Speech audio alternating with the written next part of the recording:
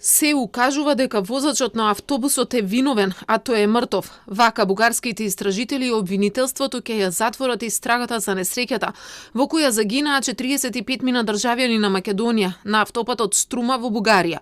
Заклучокот е дека причината е единствено човечка грешка и со тоа и ќе се заклучи овој случај. Истражителите не најдоа никакви пропусти ниту во сигнализацијата на патот. Со сигурност може да се каже дека нема друга причина освен однесувањето на возачот на автобусот. Навистина, линиите на хоризонталната сигнализација, страничните линии се поизбледени, но не се невидливи. Во тоа време немало магла, ништо друго не ја намалувало видливоста освен ноќните услови и до извесен степен влажниот коловоз поради ситниот дожд. Средната линија е доста јака и таа е скоро исполнета и со сигурност е јасно видлива. Проверени се и сите предпоставки за присуство на запалливи течности во автобусот и јасно е утврдено дека такви немало. Истражителите велат дека во автобусот навлегла заштитната ограда кога тој удрил во неа. Се создал притисок на резервоарот за гориво и горивото се запалило од големото искрење.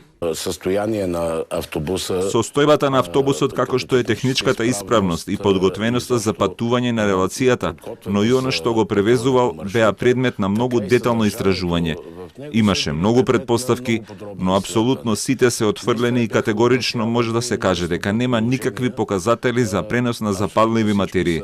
Оштетувањето на автобусот и горивото довеле до запалување на автобусот, а од тука па натаму пожарот се развивал многу брзо. Но нема објаснување зошто толку брзо огнот се разгоре, а целото возило изгоре со сепатниците за само неколку минути. Сега се чека обвинителите да пресечат околу крајот на истрагата. По ова, истражителот најави дека ќе бидат вклучени и роднините на загинатите и преживеаните осуми на патници за правата кои им следуваат. Државниот обвинител на Македонија Љубомир Јовески неодамна не ја отфрли можноста дека роднините имаат право на жалба на одлуката на бугарското обвинителство. Рече дека може да поднесат и граѓанска тужба за надоместување на штетата. Можат да побараат и увид во списите на предметот, рече Јовески. Во земјава пак се уште се води предистражна постапка за Беса Транс.